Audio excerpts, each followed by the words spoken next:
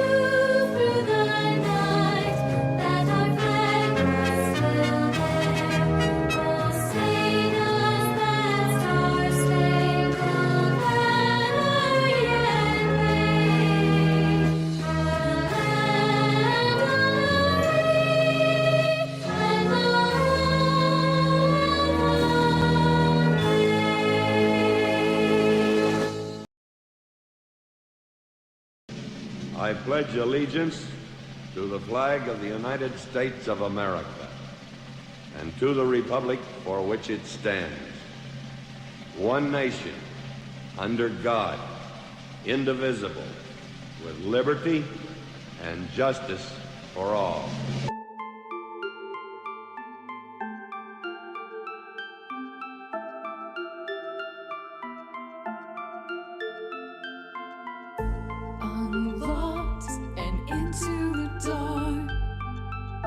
Things are better left unknown, and I'll never find you here, 'cause no one's ever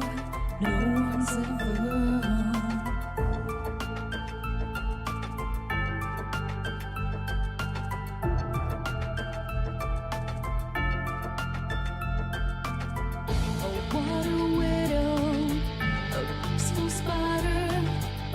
When the glass is clean, she's a sneaky hider. Hide the lies and the alibis. Oh, what a sinner. Is it in her?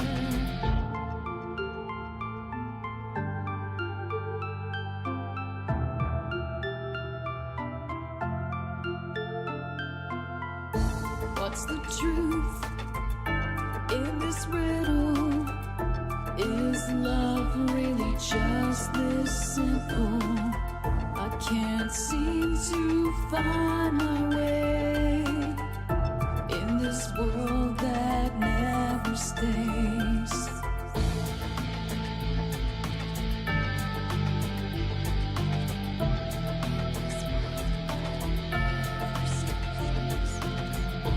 What a widow, a peaceful spider. When the glass is clean, she's a sneaky hider. Hide the lies and the alibis. What a sinner. Is it in her?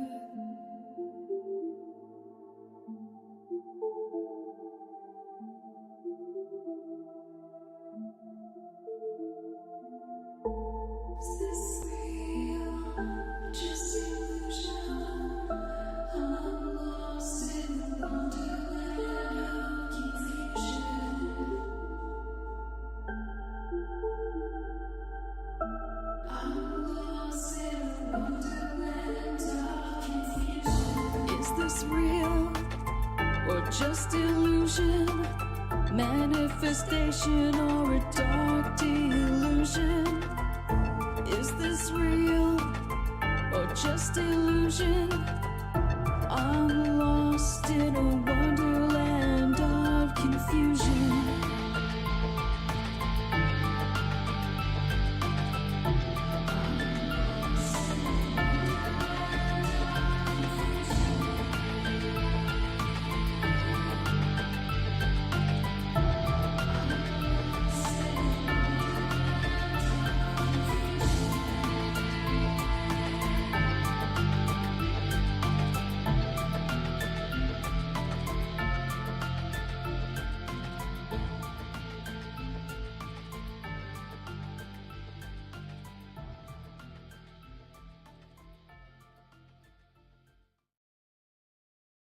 Rippin' Rabbit Hole is a community-driven radio. At times the community comments may reveal prejudices and other beliefs that we or our sponsors do not condone. Views or opinions expressed by the community, callers, or guests, are those of the individual speaking and do not represent the views or opinions of this site. Rippin' Common Sense content is intended for mature audiences only. Enjoy.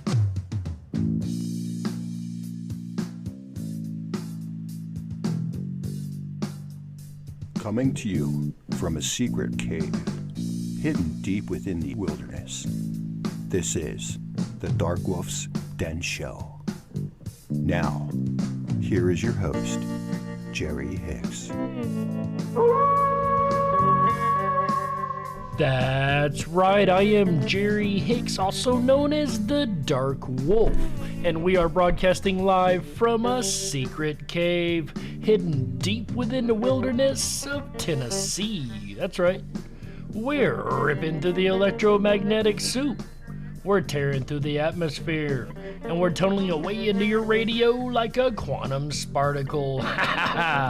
This is the Darkwolf's Den Radio Show for Thursday, March the 24th, 2022. That's right. So whether you're on the edge of a reality, the edge of the galaxy, or the edge of your seat, we're glad you chose us to be right there with you. Ladies and gentlemen, we have a lot to cover tonight as we carry on our State of Mystery series with the great state of Oregon. And let me tell you, this state is absolutely packed with the paranormal.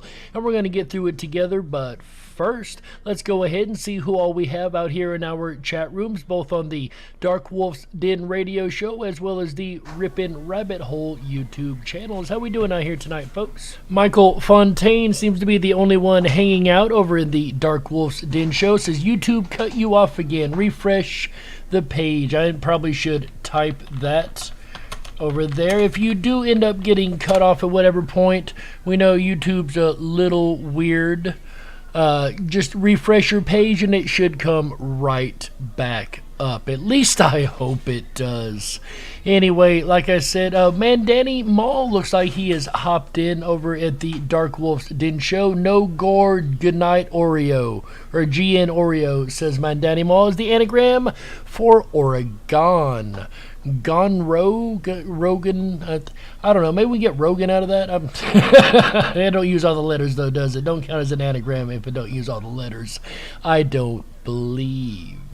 And then over in the Rippin' Rabbit Hole chat, we have Maggie's Ace says, hi, Dark. Hi, Maggie's. Glad to see you. I gotta admit, I was getting a little bit worried. Nobody was showing up there for a moment. Still not the biggest crowd, but the best crowd, that you can guarantee. Sandy B hanging out with us says, hey, y'all, I just got back from Raiders Super live stream.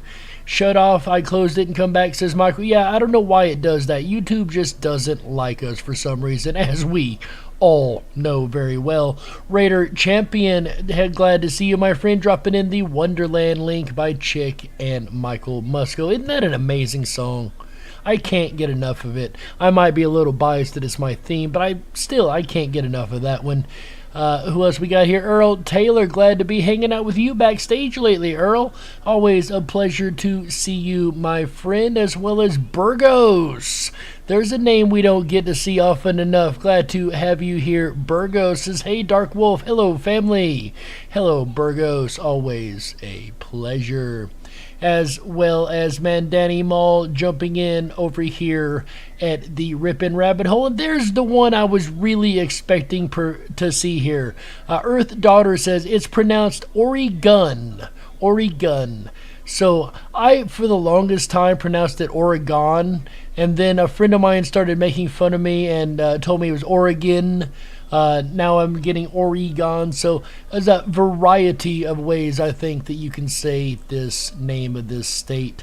And it's definitely got its fair share of paranormal, that you can be sure.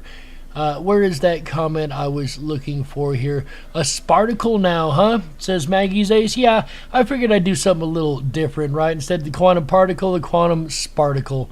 I don't know. I thought it was funny.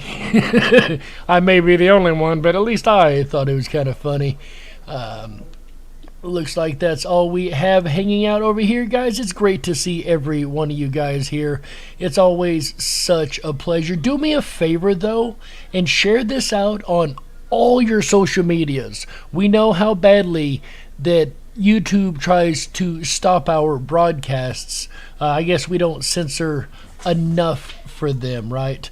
This one will be sanitized for YouTube's protection. Earth Daughter says, yay for Bigfoot country, yay indeed. But like I said, please do me a favor, send this out everywhere. Let's see if we can't pack these rooms up just a little bit more. And of course, whether you are joining us on YouTube or around the world on Rippin' Common Sense Radio Network, or of course on the after show on rippinrabbithole.com or BitChute and Rumble, we're glad to have every last one of you guys along for the ride. That's right. And before we do get into the state of mystery that is Oregon, we have two more fun little segments to do. The first of which we call Today in History. On this day in 1932, a radio first was done when a radio broadcast was done from a moving train. That's right. Definitely not something I would want to do. I rode the train. I don't think it would be the quietest broadcast. However, it was done for the first time on this day in 1932, and that is today's segment of Today in History. Say what? Our quote of the day today comes from a guy named Hank. We'll find out more about this quote here in just a moment, but the quote is, and I quote, "Just leave us alone and we'll leave you alone. Just leave us alone and we'll leave you alone, and we'll all go home in the morning." Say what? And of course, we are here to discuss tonight the great state of mystery that is Oregon. And like I said a moment ago, this state is absolutely packed with the paranormal, like our first case file tonight. In the shadow of Mount Good to see you, Juanito. St. Helens lies a canyon where a series of strange encounters have emerged over the past century. The first of these claims surfaced when a group of 5 seasoned miners headed out to the area on a seemingly routine expedition in search of gold. But what they found instead was something that none of the men could have ever anticipated. Series, but more specifically tonight we are focusing on the birth of... It's July 1924, and the team is working their promising gold claim with high hopes of striking it rich. And among the men was Fred Beck, who early on in the trip complained of a toothache. It was a long hike back, so he asked the most experienced woodsman in the group, Hank, if he would take him into town to see a dentist. But Hank refused to leave and replied, "Neither God nor the devil could get me away from here."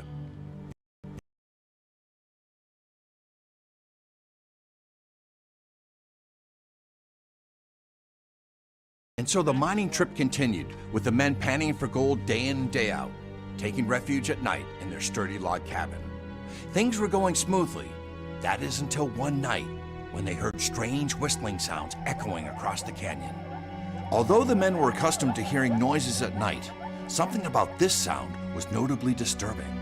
Then, the following evening, they heard yet another unfamiliar sound, as if something was loudly thumping its chest.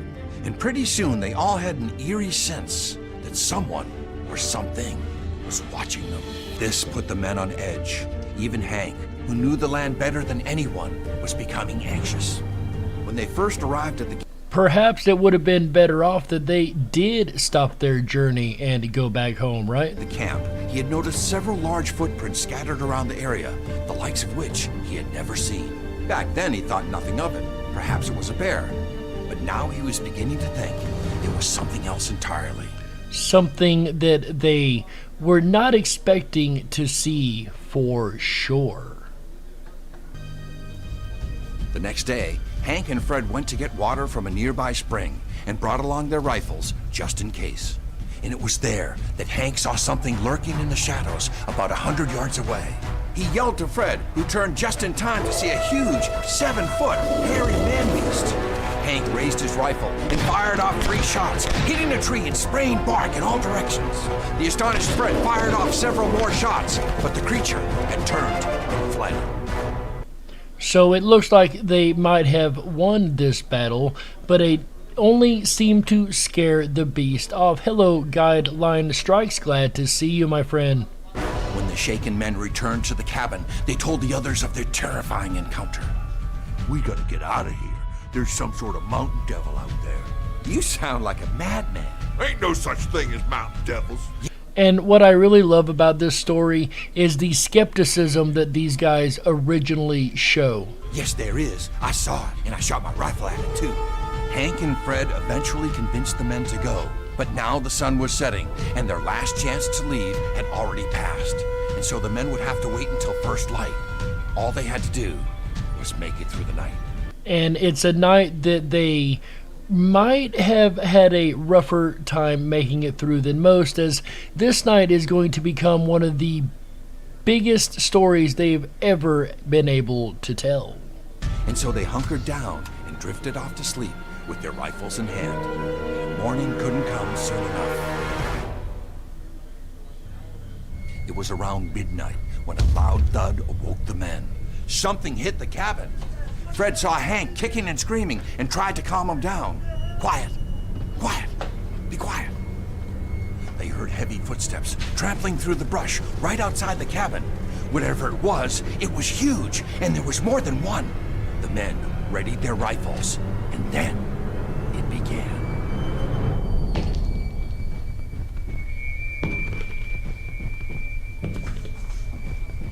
What's that? Something's throwing rocks.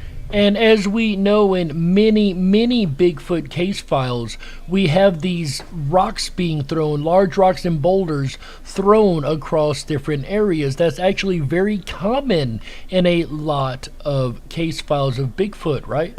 And that's when the cabin began to shake, and a thunderous barrage of boulders rained down upon them. The hysterical men fired at the roof, the walls, the doors, until suddenly, everything went quiet. Hold your fire! The men looked at each other. Was the siege over? Maybe if we stop firing, they'll leave us alone. Hank squinted through a gap in the logs and saw several shadowy ape-like creatures passing by. So you would think, as logically he said, perhaps if they stopped firing, the creatures would just go away. Unfortunately, that is not the case. He turned back to the group. I think they might be leaving. Suddenly, a large hairy arm reached inside and grabbed hold of an axe. Fred tried to wrestle it out of his clutches. Hank fired his gun. The creature released its grip and pulled its arm back out. The terrified men tried to regain their composure. But as soon as the arm withdrew, another assault began. The cabin began to shake violently, as if the creatures were trying to knock it down. The men wedged a post against the door, trying to secure it. Hank screamed incessantly and wildly fired his gun. "We're gone, you mountain devils!" The entire night would go from a fierce battle to complete silence, over and over again. So this didn't just happen one time. This was repeated over and over and over, back and forth between the men shooting the guns and the Bigfoots attacking, the Bigfootsuses, feetsuses, whatever plural you would like to use. Fred and Hank led the charge, while the other men cowered in the corner. But as they waited for the next attack, Hank began to sing. If you leave us alone, we'll leave you alone. If you leave us alone, we'll leave you alone. And we'll all go home in the morning. Of course, you guys recognize this from the quote of the day. Makes a little more sense now, doesn't it? And we'll all go home in the morning. The night seemed endless, but soon, through the veil of smoke, Fred noticed a glint of light. Was it morning already? A welcome sense of relief swept over the men. The creatures had left. The attack was over. Somehow, they had made it through the night. The men grabbed only their essential items and cautiously exited the cabin with their guns drawn. Well, at least they seemed to survive the attacks, which a group of Bigfoot attacking isn't exactly the easiest thing to survive, one would think. Once outside, Fred spotted one of the monsters on a nearby ridge. He fired, hitting the creature, who toppled into the gorge. Better them than us. The men made their way out of the canyon and headed towards the nearest ranger station. Fred urged everyone to keep their ordeal a secret for fear of ridicule. But upon their arrival, Hank couldn't help himself and described their bizarre encounter to the ranger. Word quickly spread, leading to the Great Ape Hunt of 1924, where people from all over swarmed into the canyon in hopes of catching a glimpse or perhaps even taking down one of the creatures. But their search was in vain, and no solid evidence was ever found. After the encounter, the area was renamed Ape Canyon, and Fred Beck would go on to tell the story of that night, where he and 4 of his friends would be attacked by a pack of menacing beasts that some say may still be out there today. And special thanks to the YouTube channel The Folklorist for bringing us this story, and this is called The Battle of Ape Canyon. One wild case file for sure. One that you don't really hear a lot about, but this being at the foot of Mount St. Helens is interesting because if you fast forward almost 60 years to May 18th, 1980, you find another really intriguing story. You see, in 1980, Mount St. Helens blew its top. The year I was born, nonetheless. In many respects, the story that come out of Mount St. Helens afterwards parallels the claims of military retrieval of extraterrestrial bodies in the deserts near Roswell, New Mexico in '47. These stories say that an entire operation was created to recover 5 or possibly 6 Bigfoot sisses, whatever you would like to pluralize that as, Bigfoot from the pulverized remains of Mount St. Helens and was coordinated by the United States Army Corps of Engineers.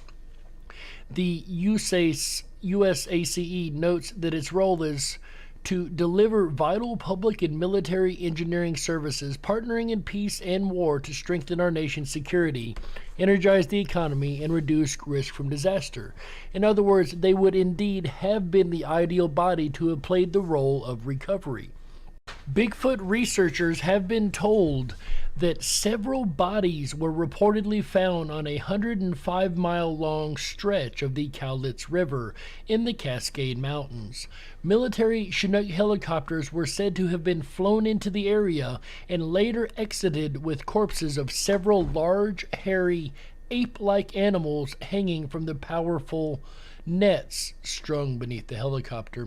Their destination remains tantalizingly and frustratingly unknown.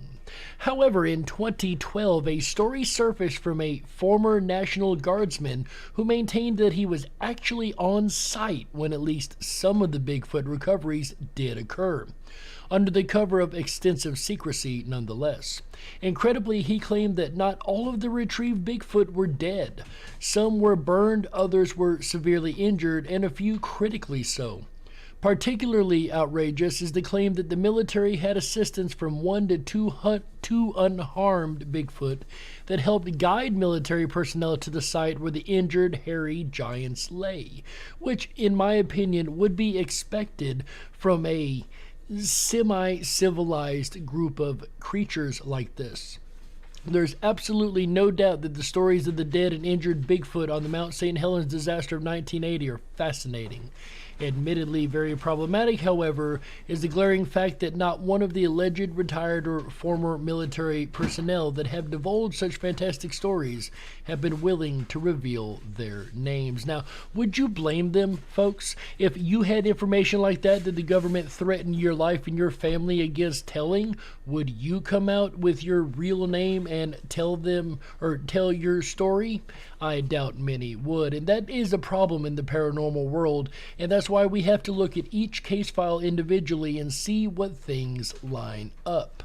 I've heard from a number of Bigfoot researchers that swear that Mount St. Helens had a number of injured Bigfoot that were removed after the 1980s explosion. If you couple this with the case file that we just heard, it's easy to see that there's a good likelihood that the area around the base of Mount St. Helens, especially Ape Canyon, more likely than not, is got a lot of Bigfoot creatures within it. But it's not the only cryptid creatures in the Pacific Northwest, specifically Oregon. Of course, we know there are a ton of Bigfoot stories that come out of that area, but there's also a sea monster, believe it or not, called Colossal Claude. And that is a very good point, Earth Daughter. Mount St. Helens is in Washington. It just goes to show the relation, you know what I mean, the closeness, that the Bigfoots are all over the Pacific Northwest. Go-Kart Bob, glad to see you here, as well as Prairie Fire. Glad to have you guys along for the ride. In March of 1934, the most famous sighting of Colossal Claude took place. It was like any other cold Newport morning for First Mate Larson and the crew aboard the Columbia Lightship Rogue. The young first mate was peering through his telescope, searching for signs of salmon school. Suddenly, a large head broke the surface of the water, revealing a giant sea creature. The monster had a neck some 8 feet long, a big round body, mean-looking tail, and an evil, snaky look to its head. And of course, anyone who's been listening to this show for a while will know that this perfectly fits the description of the sea creature that we've got many times from many case files. About 8 feet long, a big round body, a mean-looking tail, which we've heard a variety of descriptions of the tails of these creatures, but what really gets me is the snaky look to its head. It says, like a snake, like a sea serpent. We've had a variety of different heads described, of course, but still, you've got that general similarity across these case files, and this one being no different. The entire crew of the Rogue soon saw the same creature and reported observing Claude for some time before he eventually vanished into the litter. Huh. Well, that was something. How do you know so much about Colossal Claude? You think I got this hook in a swimming pool, boy? I've been sailing these seas for years.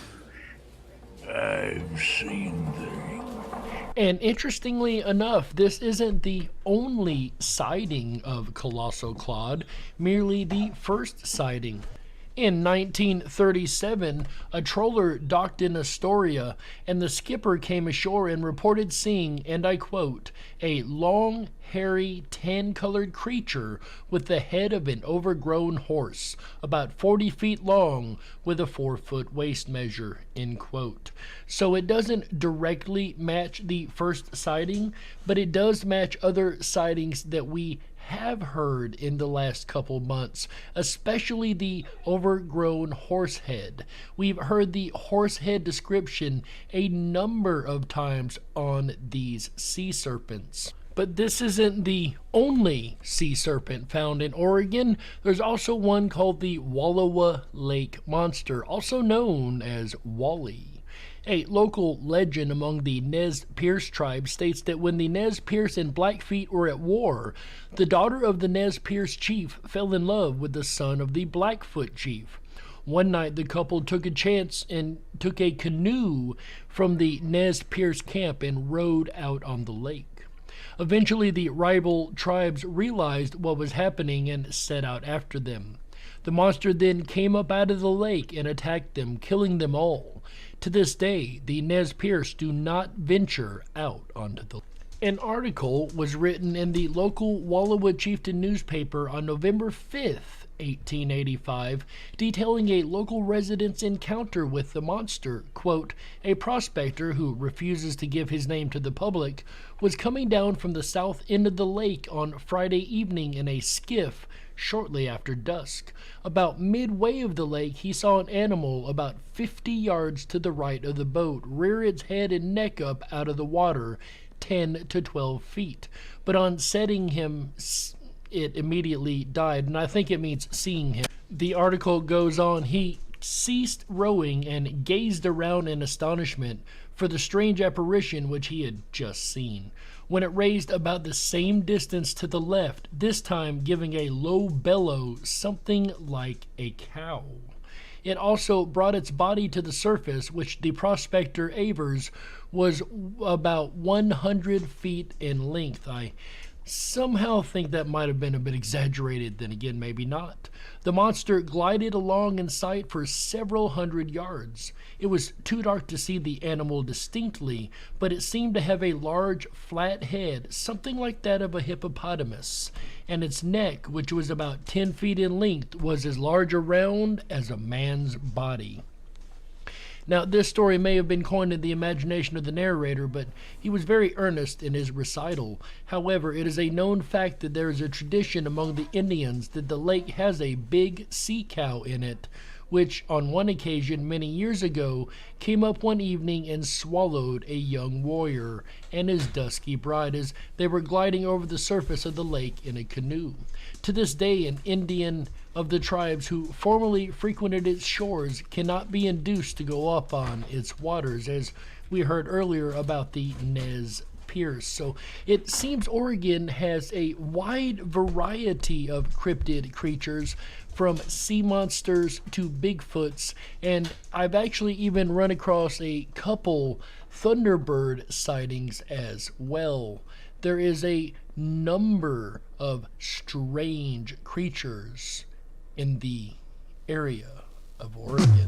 And like I said in the beginning, Oregon is packed with the paranormal. But of course, you guys know that music means we have to go ahead and take a network break right here. So my name's Jerry Hicks, also known as the Dark Wolf, and you're listening to the DarkWolf's Den Radio Show exclusively on Rippin' Common Sense Radio Network, the Rippin' Rabbit Hole, home of the Freedom Flame.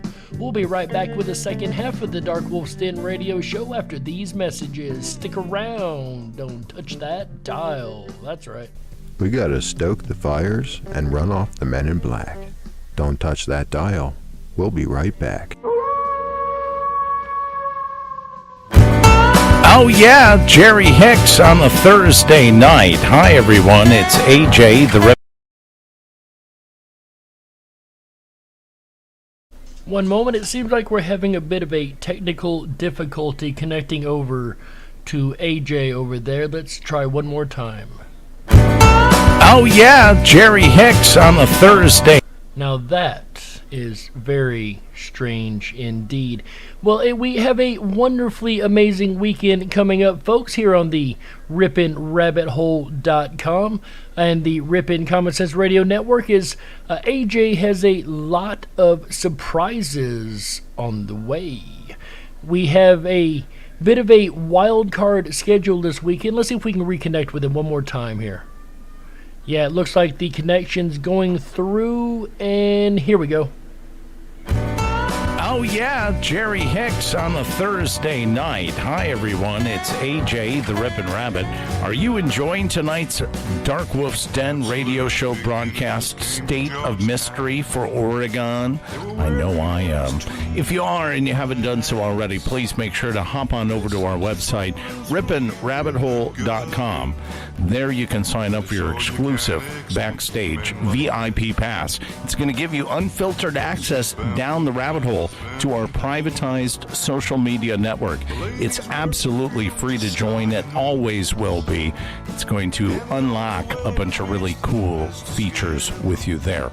Now, yesterday is normally the day that we update our schedule on Wednesday. However, I've been working on some very unique guests to be able to bring to you this weekend, and that I will do Friday night, March 25th, starting at 7 p.m. Pacific, 10/9 Central. Come along with me as we journey deep down the rabbit hole as we connect live and get to know Andrew Dowling, who's a local young man from Ripon College who decided he was going to run against the unopposed mayor of Ripon, Ted Grant. So if you've been a long-time listener and you know how we follow the Common Sense Council shows, this is going to be an exciting evening as we get to know Mr. Dowling and his platform. We're going to find out exactly what kind of hoops he had to jump through as a late-minute candidate to the race. He will be participating in the election as a write-in. So it's very important, if you live in Ripon, Wisconsin, that you commit the name Andrew Dowling to your memory so that you can write it in your ballot on April 5th. Speaking of another local candidate you'll want to keep your eye on, join me Saturday night, March 26th, as I welcome the candidate for Fond du Lac County Supervisor. Mr. Timothy Bachleiner will be here. He's going to tell us all about the hoops he's had to jump through and just what it means to be a county supervisor. And then we'll end out the weekend right Sunday with, at the moment, a mystery broadcast. I have one other guest that hopefully will join us Sunday night. And regardless, if it happens or doesn't, it's going to be a great way to end out the weekend right together with you, because I have a backup for Sunday, March 27th. All shows start at 7 p.m. Pacific, 10/9 Central. So mark your calendars and be here or be square. We'll return back to tonight's topic, State of Mystery for Oregon. Jerry Hicks and the DarkWolf's Den Radio Show. You're listening to the Ripon Common Sense Radio Network, home of the Freedom Flame, RiponRabbitHole.com.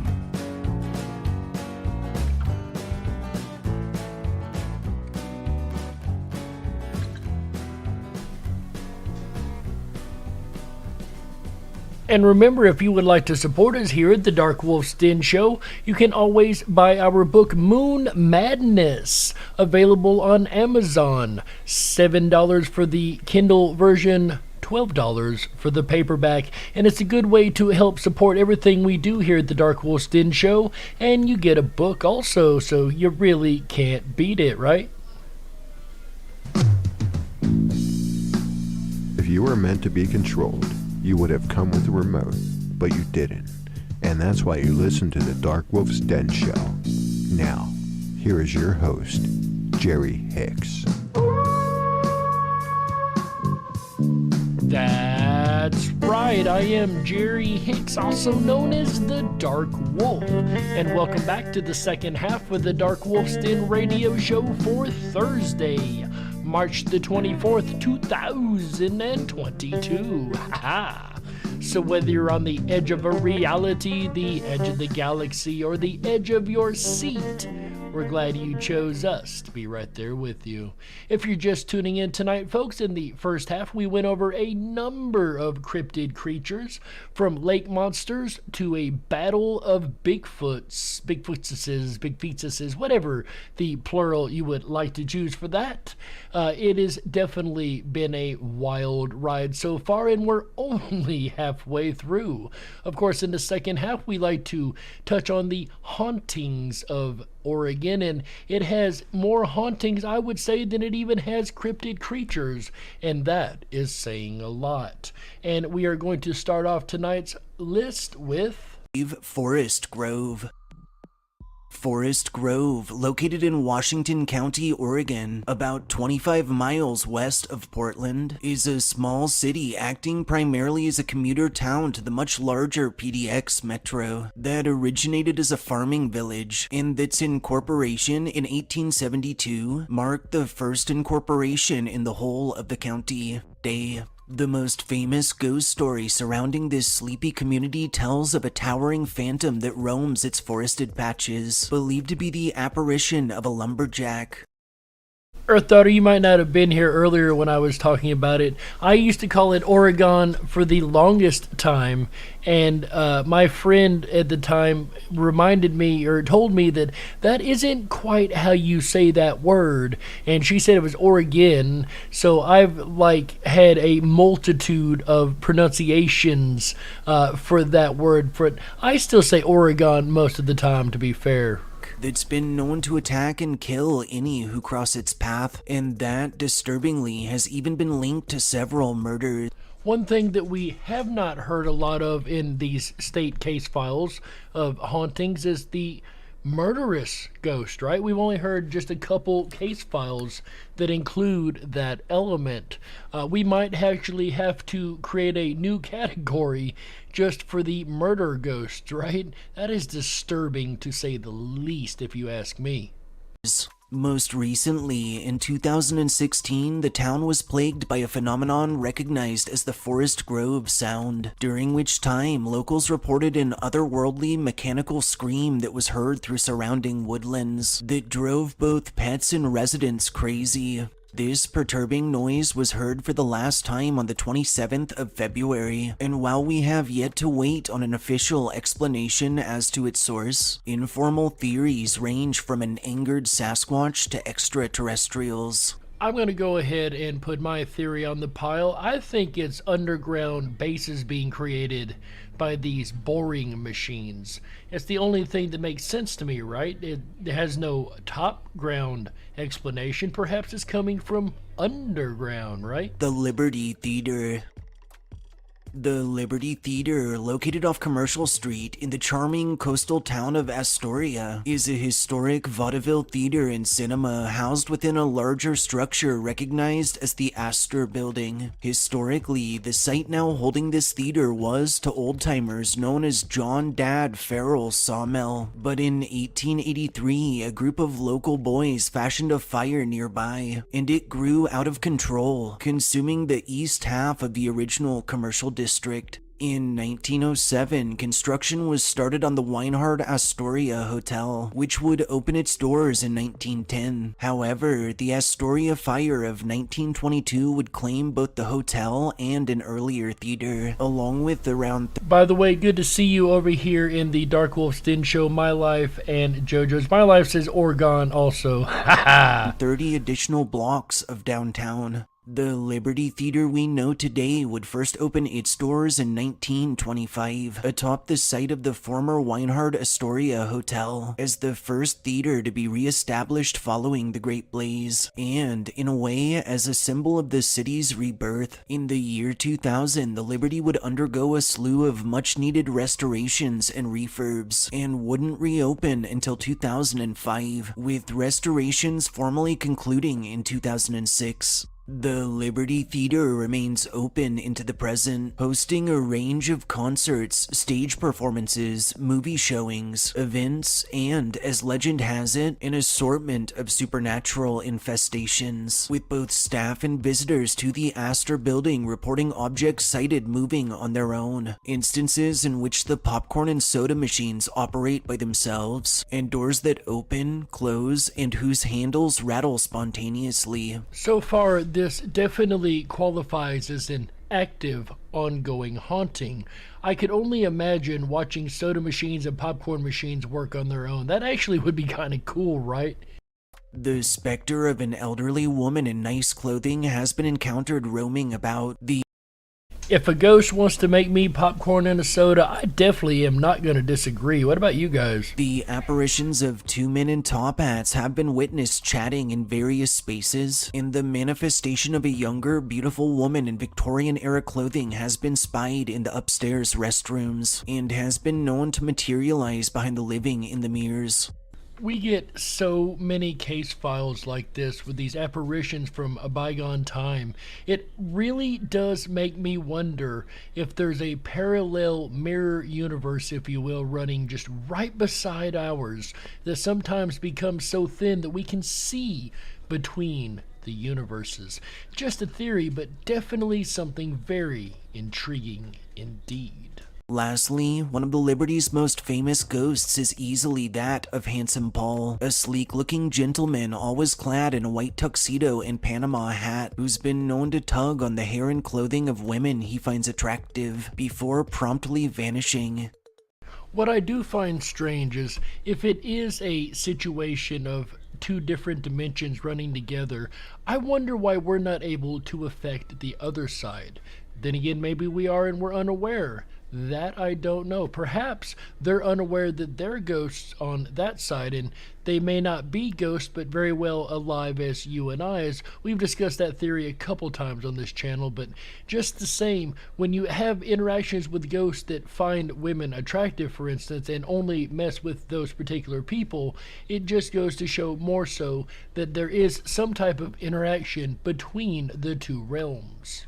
And next up on our list, as we try to cover in every state, we have a haunted college. Lewis and Clark College. Today, Lewis and Clark is comprised of 3 schools, including a law school, the College of Arts and Sciences, and the Graduate School of Education and Counseling. It hosts an undergraduate enrollment of around 2,000 students, offers 36 study abroad programs throughout various countries, and, according to Campus Myth, boasts a range of resident paranormal activity. The South Campus is rumored to be stalked by a presence that favors the Agnes Flanagan Chapel, and those frequenting the area have reported strange knocking and banging sounds, and an otherworldly light spied in empty rooms on the 2nd floor through windows by those passing by. The most famous legend surrounding Lewis and Clark tells that at the center of campus at 1 a.m. every night, a sort of supernatural bomb detonates, and those who have braved standing in the area have described the sudden and unnerving feeling of being surrounded by persons unseen, the disembodied shouts of what sounds like a crowd of people, and the strange manifestation of a man being chased by a mob that always disappears into the night.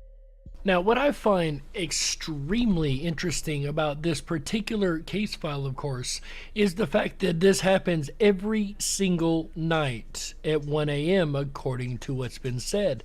So if you are a paranormal researcher in the area of Oregon, perhaps a trip to Lewis and Clark College might be in order. Lafayette Pioneer Cemetery. I honestly would be more surprised if we found a cemetery that did not have a haunting, you know? Lafayette Pioneer Cemetery, located off Northeast Dunaway Road in Lafayette, is a historic abandoned cemetery boasting the titles of being both one of the oldest and one of the most infamously haunted graveyards in the whole of Oregon. Historically, Lafayette was founded in 1846 under pioneer and entrepreneur Joel Perkins. Its cemetery was plotted through the 1850s. In 1851, the locale's post office was established, and the city would incorporate in 1878. In 1885, one Richard Marple, accompanied by his mother Anna and wife Julia, would move to the area. It's believed Marple made his living committing small robberies and other various petty crimes. On November 1st of 1886, when local shopkeeper David Corker was discovered murdered, his store stripped clean, Marple was the first person questioned. Damning evidence was later discovered on his property, and despite continued pleas from his wife and mother, on April 9th of 1887, Richard was convicted of murder. When it came time for his execution by hanging, disturbingly, something went wrong, and instead of a cleanly broken neck, Richard spent 18 minutes suffocating to death, while Anna could be heard from the back of the crowd cursing the town that it might burn for wrongly killing her son. Today, Lafayette Pioneer Cemetery remains standing and is maintained by the Yamhill County Historical Society, who keeps it closely patrolled and for the most part semi-accessible. Likely fueled off Marple's story, local legend tells that long ago, a local witch was sentenced to death, and that, before she was hanged, she cursed the town to burn 3 times, in a similar fashion to Marple's mother, Anna. Disturbingly, so far there have been 2 major fires that have claimed good portions of Lafayette, and some tell that if one visits the witch's grave or even steps foot onto the old burial grounds after dark, they'll likely encounter the old hag's spectral form wandering about, and may even be attacked or physically injured by. And again, we have this same theme going on through this weekend of these ghosts actually harming people. Once again, I do think we're going to have to start a new category of harmful ghosts, right? Some variations to this tale claim. Now, I made a joke in the first half, if you were with us in the first half, about Rogan and that being part of the name of Oregon. Mandani Mall has verified me here. Oh, Rogan is a anagram of Oregon. There you go, folks. Claimed that Anna was actually the witch. However, Anna was never hanged and is buried today in Jacksonville Cemetery, also in Oregon. In several reports from Marple's cellmate, it's claimed Anna played a role in the murder, leading some to believe the supposed ghostly witch is actually the vengeful spirit of Anna, returning for all those who had a hand in her son's death. And as we know, this definitely fits our recipe for a haunting, right? High trauma, high emotion, high chance of haunting. Another lesser spoken of spirit rumored to roam this old boneyard is that of Lena Elsie Emis, who in 1908 committed suicide in her home, now the Argyle Winery, by way of drinking carbolic acid, after which she was laid to rest at Lafayette, Pioneer. Lena's disembodied footsteps have been heard from empty spaces. Her presence has been noted to carry with it the smell of flowers. And on a related note, she's also been encountered at the winery from time to time.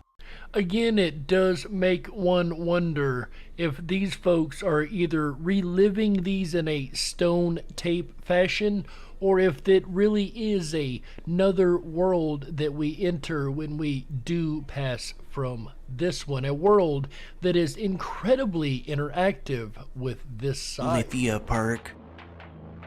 Lithia Park, located off Winburn Way alongside Ashland Creek in downtown Ashland, Oregon, is a 100-acre public expanse recognized as the city's largest and most central park. Historically, in 1852, the site that now acts as Lithia's entrance once held a flour mill, owned and operated by Abel and Helman Eber Emery, that was actually one of the first structures within what is now Ashland, and, as local legend tells it, a range of ghostly phenomena, with those frequenting its bounds reporting strange sounds like whistling or laughter from the trees, instances in which those utilizing GPS are sent to mysterious back entrances.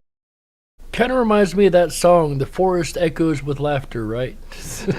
Entrances that they are strangely never able to locate again. Of course, this is no surprise, as we know many spirits tend to, if not all spirits, tend to mess with electronics, at least to some degree. GPS, of course, being an electronic object. And encounters with the manifestation of a man with a hunched back, thought to be the soul of a former railroad worker. One more infamous story surrounding Lithia tells of a young woman who was murdered on its grounds sometime through the 1800s, whose spirit is now commonly encountered, usually as a glowing blue mist near the duck pond that carries with it an icy chill. Another tale tells of a logger who enjoyed using his old alcohol jugs as musical instruments that was killed when he was crushed under a falling tree. And to date, countless visitors have described hearing the sounds of his chilling melody in the distance. And once again, in both of these tales, we find the recipe fits again for the haunting. High trauma, high emotion, high chance of haunting. And real quick, we don't normally do this, but Earth Daughter here is from Oregon. We're glad to have her along for the ride. She hangs out with us every single episode that she can, anyway. And she has a case file herself. Says that she has seen a shadow person in Oregon. So a bonus case file for you guys tonight, straight from our listener, Earth Daughter. And that's exactly what we find. It almost seems in every single case file. But what do you think, folks? Do you think from the cryptid creatures to the paranormal ghostly encounters that seem to plague the state of Oregon, could it definitely be a state of mystery? Or are we barking up the wrong tree? In the end, folks, all you can do is look at the evidence, apply a little common sense, and you be the judge. That's right, Bubby.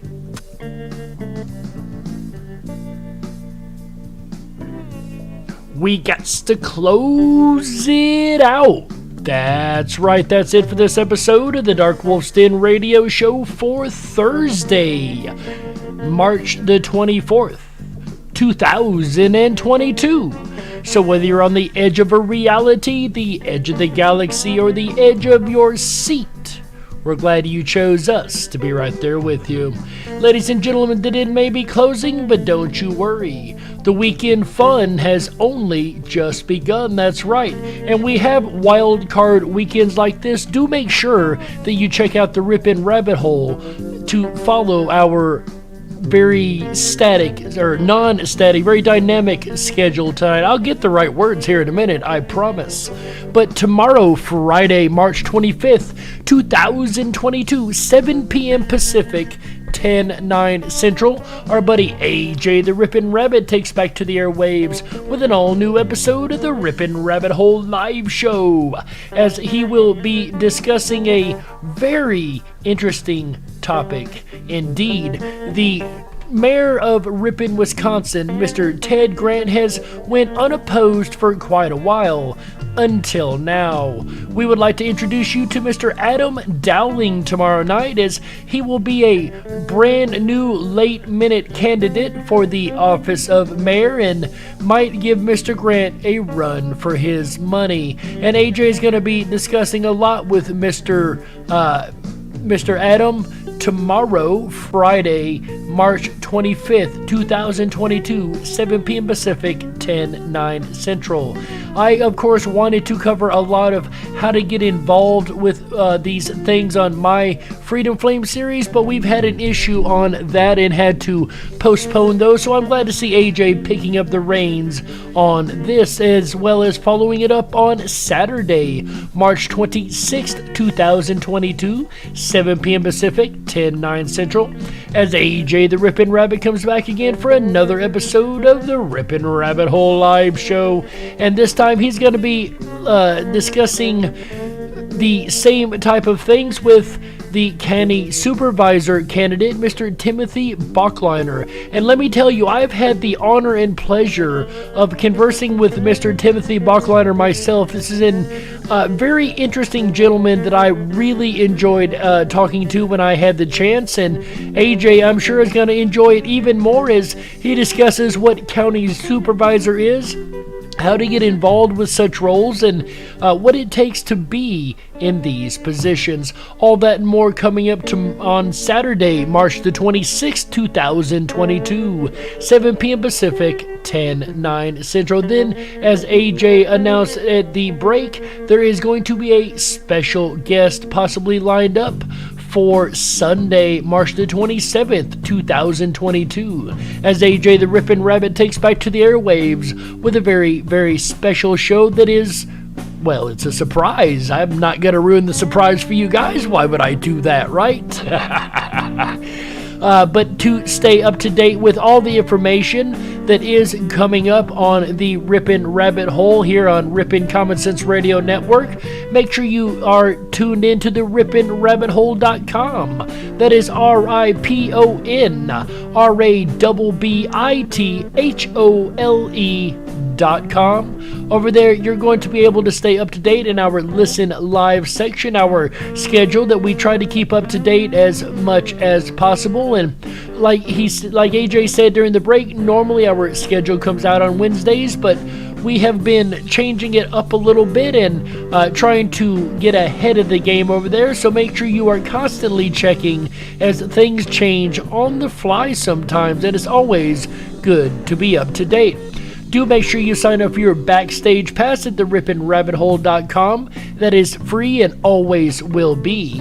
And that is going to get you access to all of the fun features on the Rip'n Rabbit Hole, like the Down the Rabbit Hole section. That is our exclusive privatized social media section. Place for all the rabbits to come and drop information where you won't be shadow banned or have your truth removed or be fact checked, by those fake fact checkers that run things like YouTube, Twitter, Facebook, all those non-freedom sites. We believe in freedom over here and love to share it with every last one of you guys. Also, my favorite place to hang out, the 24/7 Backstage Lounge, can be found over at the ripinrabbithole.com, of course. And that is where I'm going to be right after the show with the rest of the rabbits. We've had a lot of friends coming in lately that don't normally come back and hang out with us, and we're glad to see the numbers expanding back there. And it's great to see every last one of you guys, and I hope to see you all here in just a moment. With that said, we have to get out of here for this week, folks. It's been an absolute honor and pleasure hanging out with all of you guys. Sandy B, Mandani Mall, My Life, JoJo's, Go-Kart Bob, Raider Champion, Maggie's Aces, Overprotected, I seen you sneak in there. All of you guys, Prairie Fire, Juanito, Earl Taylor. It's so wonderful having one of you guys with us every weekend. So on behalf of AJ the Rippin' Rabbit, Chick Mandela Effect, Michael Musco, Walt House, everyone involved with Rippin' Common Sense Radio Network, as well as Red Shed Studios for this amazing music, my name's Jerry Hicks, also known as the Dark Wolf. And remember, until we meet again, stay awake, but dare to dream. Good night, everybody. How? Yeah. That's right. See you next week. Bye now.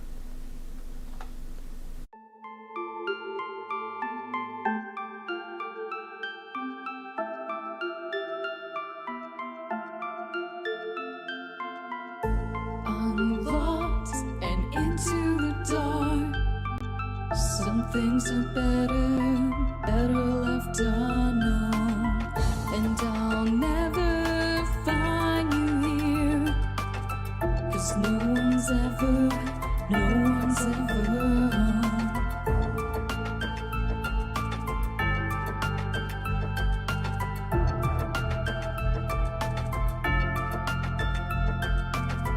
Oh, what a widow, a peaceful spider. When the glass is clean, she's a sneaky hider. Hide the lies and the alibis. Oh, what a sinner. Is it in her?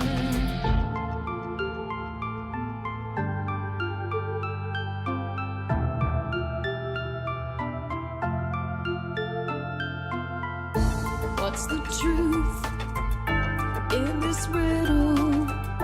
Is love really just this simple? I can't seem to find my way in this world that never stays.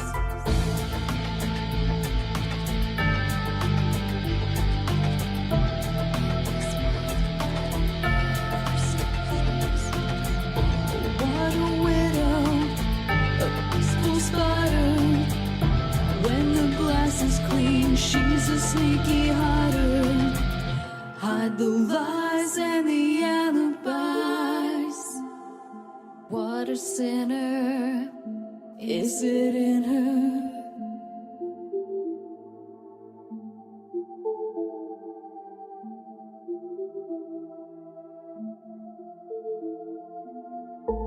Is this real? Just illusion? I'm lost in the wonderland of confusion.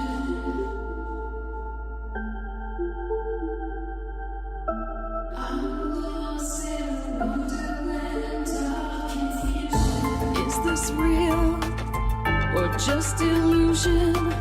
Manifestation or a dark delusion? Let's go, Brandon. Is this real or just illusion? I'm lost in a wonderland of confusion.